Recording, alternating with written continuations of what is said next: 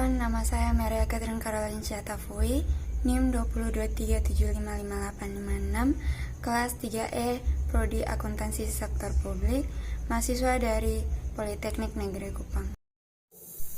Soal pertama, pada tanggal 1 Januari 2020, Menko Energi merupakan perusahaan BUT di industri besar minyak dan gas. Industri berbasis di Singapura yaitu Encore Energy Pte. Menurut income statement, dinyatakan laba bersih tahun 2020 sebesar 485 miliar 722 juta. Diminta perhitungan pajak penghasilan badan atas BUT. Penyelesaiannya diketahui PKP sebesar 485 miliar 722 juta. PPH terutang sama dengan 22% dikali dengan PKP 485 miliar 722 juta sama dengan 1 miliar 68 juta 588.400 rupiah. Soal berikutnya, pada tanggal 2 Januari 2020, Menko Energi memperkerjakan pegawai tetap di Divisi Keuangan dan Akuntansi yang terdiri dari Direktur Keuangan K3 mendapat penghasilan per bulan sebesar 164 juta, General Manager K2 sebesar 82 juta, Staf Senior K1 sebesar 34 juta, Staf Junior TK0 sebesar 17 juta. Diminta perhitungan PPH 21 yang terutang. Penyelesaian yang pertama, untuk PPH 21 Direktur Keuangan K3. Gaji pokok sebesar 164 juta, biaya jabatan 5% sama dengan 8.200.200, premi JKK 0,24% sama dengan 363.600 rupiah, premi JKM 0,30% sama dengan 492.000, iuran pensiun 4% sama dengan 6.560.000, iuran THT 2% sama dengan 3.280.000, jumlah 18.925.600 rupiah. Penghasilan neto per bulan sama dengan 145.074.400 rupiah. Penghasilan neto per tahun sama dengan 1.740.892.800 rupiah. PTKP WP sendiri 54 juta, K3 13.500.000, jumlah 67.500.000. Penghasilan kena pajak 1.673.392.800 rupiah. Pajak terutang setahun 5% dikali dengan 50 juta sama dengan 2.500.000. 15% dikali dengan 200 juta sama dengan 30 juta. 25% dikali dengan 250 juta sama dengan 62.500.000.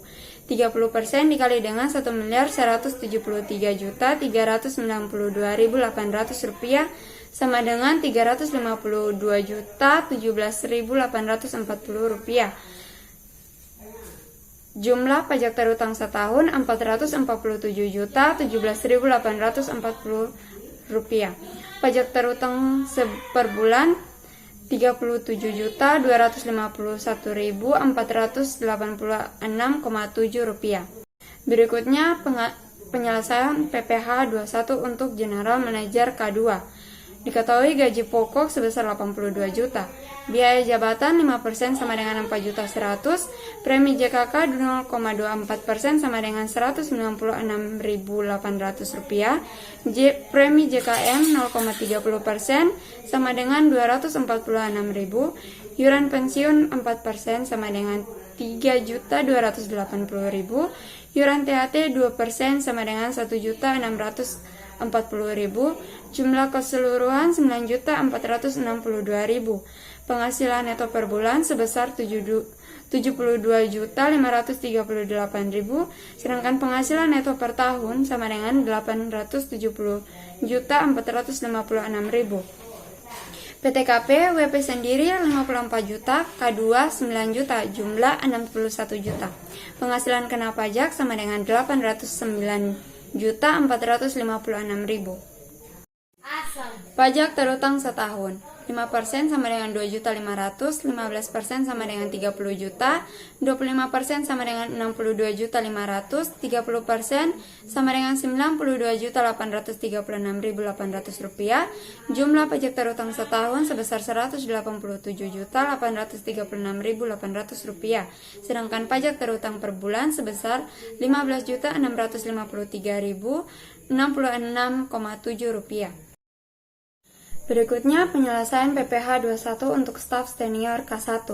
Diketahui gaji pokok sebesar 34 juta. Biaya jabatan 5% sama dengan 1.700.000, premi JKM 0,24% sama dengan 81.600, premi JKM 0,30% sama dengan 102.000, iuran pensiun 4% sama dengan 1.360.000, iuran THT 2% sama dengan 680.000, jumlah 3.923.600 rupiah. Penghasilan neto per bulan sama dengan 30.076.400 rupiah, sedangkan penghasilan neto per tahun 360.916.800 rupiah. PTKP WP sendiri 54 juta, K1 sebesar 4.500.000, jumlah 59.500.000. Penghasilan kena pajak 301.416.800 rupiah. Pajak terutang setahun 5% sama dengan 2.500.000, 15% sama dengan 30 juta, 15% sama dengan 7.712.520 rupiah. Jumlah pajak terutang setahun sebesar 40.212.520 rupiah. Pajak terutang per bulan sama dengan 3.351.43,33 rupiah. Berikut penyelesaian PPh 21 untuk staf junior K0. Gaji pokok sebesar 17 juta, biaya jabatan 5% sebesar 850.000, premi JKK 0,24% sama dengan 40.000, premi JKM 0,30% sama dengan 51.000, iuran pensiun 4% sama dengan 680.000, iuran THT 2% sama dengan 340.000, jumlah 1.961.000. Penghasilan neto per bulan sama dengan 15.039.000, sedangkan penghasilan neto per tahun sebesar 180.468.000. PTKP WP sendiri 54 juta. K0 0. Penghasilan kena pajak sama dengan 126.468.000. Pajak terutang setahun 5% sama dengan 2.500.000, 15% sama dengan 11.470.200 rupiah. Jumlah pajak terutang setahun 13.970.200 rupiah. Pajak terutang per bulan 37.251.486,7 rupiah. Soal berikutnya, pada tanggal 3 Januari 2020, Menko Energi mempekerjakan pekerjaan harian terdiri dari 180 orang di lepas pantai tersebar di 5 lokasi berbeda. Seluruh pekerja status tidak kawin dan memiliki NPWP. Mereka bekerja selama 90 hari dengan upah per hari 882.000. Hitunglah PPh pasal 22 yang dipungut. Penyelesaiannya, upah harian dikurangi dengan batas upah harian tidak dipotong PPh. PKP sebesar 882.000 dikurangi dengan 450.000 sama dengan 432.000. PPh pasal 21 yaitu 5% dikali dengan 432.000 sama dengan 21.600 rupiah. Upah harian dikurangi dengan PPh 21 yaitu 882.000 dikurangi dengan 21.600 rupiah sama dengan 860.000 rupiah. Pajak penghasilan pasal 21 di hari ke-90 kumulatif, upah 90 hari dikali dengan 882.000 sama dengan 79.380.000. PTKP sama dengan 90 dikali dengan 54 juta sama dengan 13.500.000. PKP sebesar 65.880.000. Pajak penghasilan pasal 21 sama dengan 5% dikali dengan 50 juta sama dengan 2.500.000. 15% dikali dengan 15.800.000 sama dengan 2.382.000. Sehingga jumlah pajak penghasilan pasal 21 sama dengan 4.882.000. Soal berikutnya, pada tanggal 4 Januari 2020, Menko Energi juga melakukan impor peralatan dengan harga faktur $369.990 dengan biaya asuransi sebesar 6%, biaya angkut 15%, biaya masuk 25%, biaya masuk tambahan 30%, dan kurs yang ditetapkan Menteri Keuangan pada saat itu sebesar Rp14.203, telah memiliki API dari tahun 2015. Penyelesaiannya diketahui harga faktur sebesar $369.990, biaya asuransi sebesar 6% sama dengan $22.199,4, biaya angkut 5% sama dengan $55.498,5, shiftnya sama dengan $444.687,9. Biaya masuk 25% sama dengan $111.921,975. Biaya masuk tambahan 30% sebesar $134.306,37. Nilai impor $246.228,345. Nilai impor dalam rupiah sebesar $3.491.181.180 PPh pasal 22 yang harus dipungut memiliki API sama dengan 2,5% dikali dengan $3.497.181.180 sama dengan $87.429.529,5. Soal berikutnya, pada tanggal 15 April, Menko Energi mengumumkan akan membagikan dividen melalui rapat umum pemegang saham dan melakukan pembayaran dividen tunai kepada Bakery Indonesia sebesar $44.877.900.000.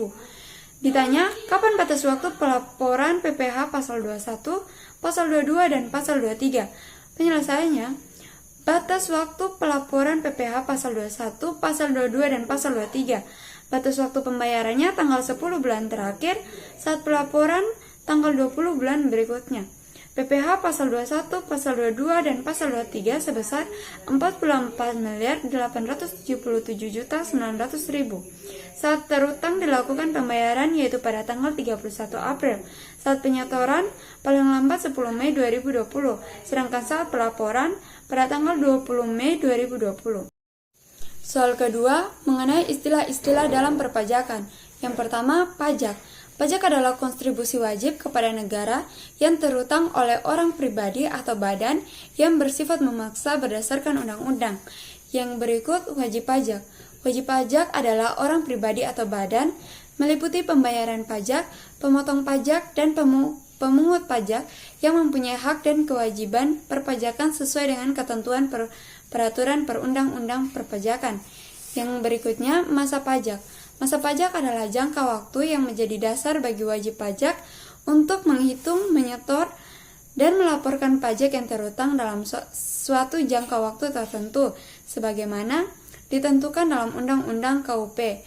Masa pajak sama dengan 1 bulan, kalender atau jangka waktu lain yang diatur dengan Peraturan Menteri Keuangan paling lama 3 bulan kalender. Berikutnya, pengusaha kena pajak atau PKP. PKP adalah pengusaha yang melakukan penyerahan barang kena pajak atau penyerahan jasa kena pajak yang dikenai pajak berdasarkan Undang-Undang Pajak Pertambahan Nilai tahun 1984 dan perubahannya. Berikut surat pemberitahuan. Surat pemberitahuan adalah surat yang digunakan wajib pajak untuk melaporkan perhitungan pajak, penghasilan, harta, objek pajak, atau kewajiban lainnya. Yang berikutnya, surat setoran pajak. Surat setoran pajak adalah format awal metode pembayaran pajak. Sedangkan yang berikutnya surat setoran pajak. Surat setoran pajak adalah format awal metode pembayaran pajak. Sedangkan surat tagihan pajak. Surat tagihan pajak adalah surat untuk melakukan tagihan pajak atau sanksi administrasi berupa bunga atau denda dan berfungsi sebagai koreksi pajak terutang, sarana yang mengenakan sanksi kepada wajib pajak, serta sarana menagih pajak. Yang berikutnya, pekerjaan bebas. Pekerjaan bebas adalah pekerjaan yang dilakukan oleh orang pribadi yang mempunyai keahlian khusus sebagai usaha untuk memperoleh penghasilan yang tidak terikat oleh suatu hubungan kerja. Dan yang terakhir, pembukuan pajak. Pembukuan pajak adalah proses pencatatan yang dilakukan secara teratur untuk mengumpulkan data dan informasi keuangan yang meliputi harta, kewajiban, model penghasilan, biaya, serta jumlah perolehan dan penyerahan barang atau jasa dalam periode pajak tersebut. Sekian, terima kasih.